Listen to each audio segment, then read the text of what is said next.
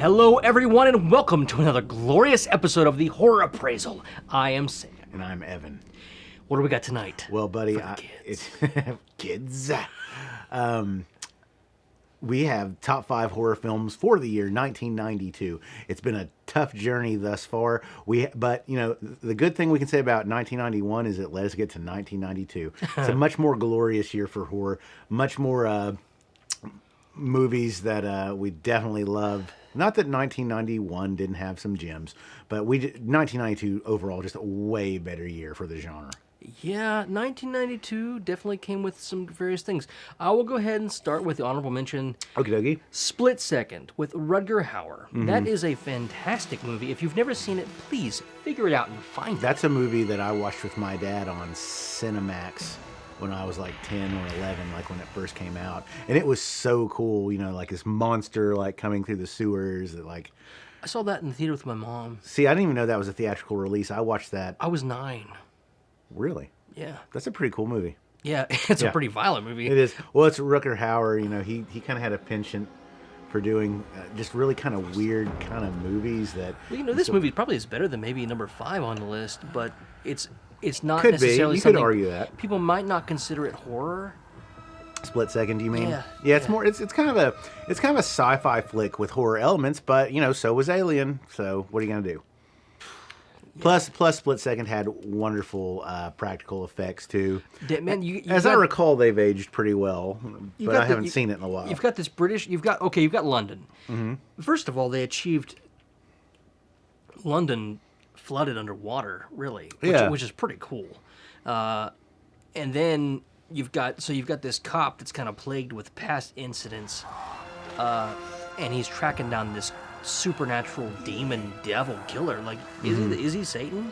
Like this thing is hunting down people and ripping out their hearts, and he leaves them for the cop to like look at and like taunt them and stuff. It's pretty intense, man.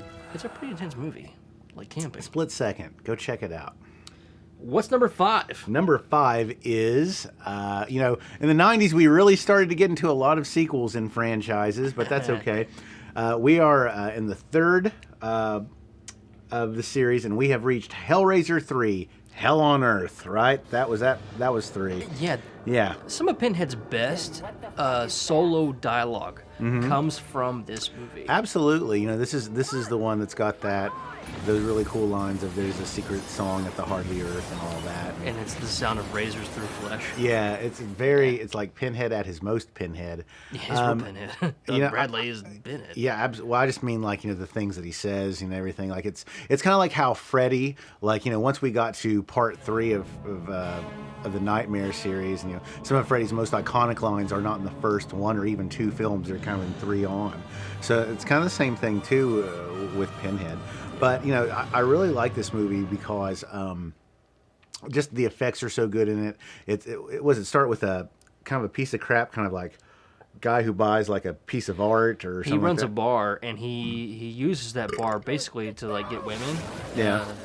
And he collects all kinds of really sick art. Antiquities. And he buys this statue that was basically it's spinning with when all the Cenobites were killed in the second one. Yeah. They went into this sculpture thing, and Pinhead is in it, of course. Yeah.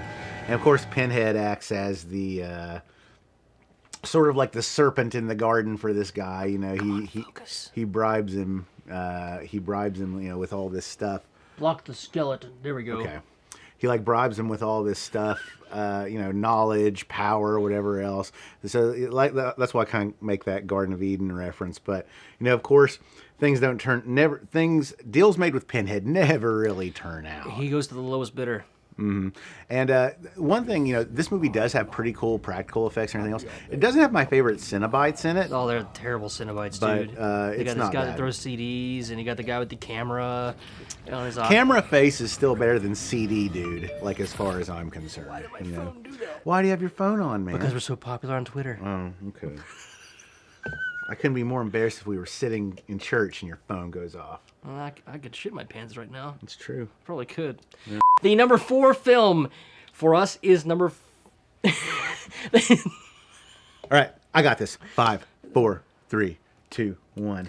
Number 4 for us The number 4 film for us is Alien 3. Alien 3, of course, the return of Ripley. Having grown up in the 80s and being the age that we are, I was always, I remember being so excited about the prospect of a new Alien film. Because I don't remember Aliens coming out when I was a kid. And of course, Alien came out before you or I were even born. So this was the first film in the franchise that was like coming to a theater near you. And like I remember reading comic books and seeing like adverts for it and being like, oh my gosh, finally a new Alien film. Well, and she's more jaded in this than ever before. She's totally jaded. Because Michael Biehn and Newt, like Hicks.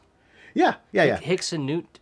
They are gone. They died in space. Die instantly, and I remember being a little bit upset about that because it's almost, and this isn't fair to say, but it's almost like the story of aliens and everything that they fought so hard for. It's like it didn't even matter. You know that was a Michael Biehn choice, right? I didn't. He didn't want to be in it. So, however, the film, wonderful practical effects, great makeup, great ambiance for that movie, great lighting, and of course it takes place in it's a penal colony on this planet of men only who've like never who have not seen a woman in years and years and years, and being older, like being a little kid, you don't really understand that necessarily, but now that you're old, you kind of like. I got it at that point. I didn't. I mean, I was like, what's the big deal?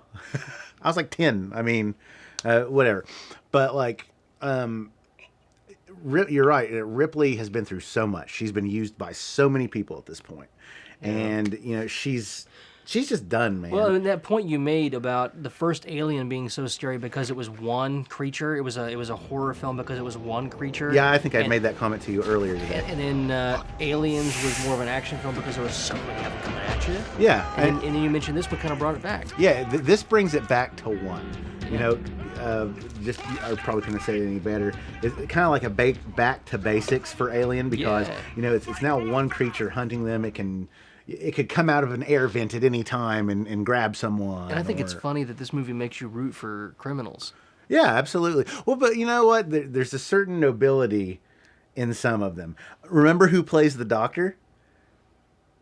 Oh, God, I can't remember his name. He's the guy in he's in Last Action Hero. Last Action Hero as the and he's Tywin Lannister. Yeah. So all right. So what is number 3? Number 3 is a good one. Is actually another third film in a franchise, and this is another one. I first saw something for this movie when I was reading a comic book, and there was a big advert for it, a big spread.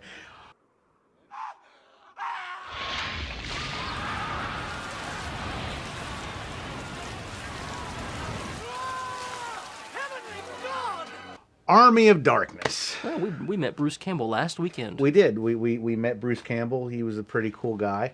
Army of Darkness is actually a lot of people's first experience, I believe, with me. I rented it like 500 times. Yeah, it was my first experience with the Evil Dead trilogy. It was certainly the most well known. I don't think any of those films that had such a huge theatrical release at that point. And really, I've always thought it was kind of a marvel that film did have such a huge theatrical release behind it. It's a big comedy. Being kind of like not as well known, Well, Sam Raimi came into his own, I feel like, in that movie. Like that's like ultimate Sam Raimi style. Like you look at the way the camera stuff works. Yeah. You look at just the way it's set up and paced is so Sam Raimi. You know what I want to do when I want to do a Sam Raimi kind of like double feature is I do like Army of Darkness and Darkman. So well, they're kind of like around the same time. Yeah, so, exactly. That's why, because that's kind of like the core of like when he was great doing practical stuff. effects. Bruce Campbell really found himself as Ash finally. Mm-hmm. I mean, Evil Dead 2, most people would argue, is the most Ash as he could be, but Army of Darkness is pretty. I don't know. I think the way that Ash is typically, he's portrayed only by one man, but the way that character has developed, I think that most people would think most of his mannerisms come from this film, from Army of Darkness. It was a culmination of the first two films. Sure. It's just kind of like this is him. He's here. The Deadites are super fantastic. Here's what Army of Darkness. Now, while people would argue which is the best film of the Evil Dead series, here is what Army of Darkness does have going for it. Most people do say Evil Dead 2, but here's the point I was going to make. Army of Darkness is nothing but fun. It's so much. It's a blast. You see, like, Evil Dead 2, like, even pictures for it or whatever else, and you still think, like, maybe it's supposed to be more of a serious horror film, even though Evil Dead 2 takes itself way less seriously than the first film. Yeah. But Army of Darkness is just like this romp through medieval California. Medieval desert. Speaking of romps, number 2 is Dead Alive. Number 2 is Dead Alive. Yeah. Peter Jackson Directed by Peter Jackson. Like Peter Jackson was like, hey, I made this movie bad taste, but it didn't catch so much. Here's Dead Alive. Dead Alive. If you want something fucking crazy. Dead Alive, I think, might be the goriest film I've ever seen. Oh no, but It Chapter 2 said it had the most blood in one scene. Don't worry about that. We have to believe them. Well, let's talk about a much better film than It Chapter 2, Dead Alive.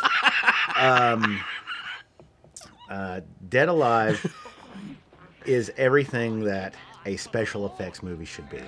And you know what? I think that movie really won Peter Jackson the bid to do Lord of the Rings, more so than Frighteners, because he promised them the ability to do like so many practical effects, and they were like, imagine Dead Alive with a budget, 50 times this, what I can do, what my team can do for you special effects wise, and we'll do it for Lord of the Rings. And I think that Dead Alive is kind of like, boom, look at all these crazy zombies. Like, there's so many looks. It challenges Nightbreed in that respect. That's a good point. As far as Dead Alive goes, everyone has their own, like, favorite scenes and everything. Of course, everybody knows that scene with the lawnmower. I think for me, because my actual first experience with this film was when I was not being such a good little kid, and I'd snuck out and I was watching HBO. Is much in the same way that I saw Frankenhooker for the first time. Yeah, watching TV when I should have been watching TV. I saw this film on, and this film blew my mind. The part at the end where his mother has become this big monstrous thing, and her like belly opens up. Slut! Yeah, she just like slaps her or something, and her belly opens up, and Lionel like falls, and like she closes it around, like trapping him like inside her a lot of womb. A lot of overprotective mothers wish they could suck their sons into their womb. Yeah, it was just such a. I remember being so creeped out by that film. I felt like I'd done something really wrong by watching. There's a lot of really great elements in this comedy. You got this Nazi sign. It's got some slapstick. Nazi guy. You got that gives him the tranquilizers. That's true. You've got this pastor that kicks ass for the Lord. Yeah. You've got this horrible shady uncle that is looking to take the property, and he's getting ready to pee. He's like, ha. Yeah. The scene that really always despite all that, the scene that really always just makes me want to vomit in this movie is the ear in the custard. Is it the ear? Is it an custard. Ear, or is it like a squirt? It's like a squirt into his. It's like a pustule. Well, her ear falls into her own. And you can hear like the cartilage she's chewing. Her ear falls into her own, and then she splatters the blood into his. It's the LWL. Oh yeah. Dude, Dead Alive. Dead Alive is a crazy. fantastic number 2 for 1992. What is number 1? It was almost number 1, but we've got to go for probably. Now, I think we mentioned this film when we did did we do best adaptations or remakes? We talked about it during Monster Squad, probably. So, well, Bram Stoker's Dracula. Francis Ford Coppola did a fantastic job directing this one. This movie, just to put it as plainly as you can, this movie's gorgeous. It's breathtaking. Gary Oldman practically had to go through like 6 different makeup looks for this because he had so many different looks and stages. He had his sunglasses look. He had his full bat look. He had a wolf look. Yeah. He had like his old man look. He had his dying at the end look. I love his old man laugh, like that scene where Jonathan Harker. That's such a good like evil Dracula laugh. It is. But Bram Stoker's Dracula, even with Keanu Reeves. Well, Winona Ryder and I'm Keanu sure Reeves, Keanu Reeves gets a lot of crap for that. None of us really took Winona Ryder or Keanu Reeves seriously because of their past roles. I mean, Winona played this troubled, angsty teen in Beetlejuice. Did we really think that she could be Dracula's bride? Well, that's true. But also, Anthony Hopkins. Well, Anthony Hopkins was fantastic as Van Helsing. Van Helsing, but then you've got Cary Elwes, who is one of the protagonists. He's in it too. I think it's strange that Anthony Hopkins was in both #1 films for 91 and 92 for us. I know that wasn't on purpose. He's a good actor. He is a good actor. He made some good films. But like I said, the landscape of Bram Stoker's Dracula was just so good. Like the cinematic landscape. I mean, I'm not trying to sound pretentious, but like everything kind of looked like a painting. It's theatrical. Like it's very good. It's like production, theater, theater production, not theatrical movie wise, but like theatrical theater. Just gorgeous film, and I think that it does such a good job of portraying the tragedy of Vlad Tepes or whatever his Vlad the Impaler. Yeah, same difference. One of my favorite aspects of this film is like in the beginning, the montage, and it shows like people getting speared up in front of a red backlit screen on stage. Like you've got this battle scene going on. It's so theatrical, and you've got the bride falling through actual like cotton, like off of a building into the, and it's so well produced. It is. What a great It just movie. looks great. One thing that I always is, and I know that we've talked about this before, is always very striking about the film is I love his armor at the beginning of the film. It looks like tendons and stuff like that. It's just a very cool movie. Good adaptation. The for a book that is done, I believe, mostly like in letters, if I'm not mistaken. I think it's just an excellent adaptation. And there's been other iterations of Dracula, of course, before, but Bram Stoker's Dracula, man, that's a good adaptation of a novel. So tell us what you think. Do you think that Dead Alive or Army of Darkness should have been on #1, or do you think that we were wrong totally? What do you have any of you guys seen Split Second? Let us know in the comments. Yeah. To summarize, what was honorable mention? Our honorable mention was Split Second. Number 5 was Hellraiser 3. Number 4 was Alien 3. Number 3 was Evil Dead 3, Army of Darkness. Yep, and number 2, of course, Dead Alive, and number 1 was Dracula. Dracula with a steak. Yep. So thanks guys for watching. Please subscribe to our channel. We'll try to get more videos out to you as time allows, when we can, with busy schedules. But thank you to those of you that subscribe. I believe we are on the Twitters. We are on the Twitters as the Horror App. Okay.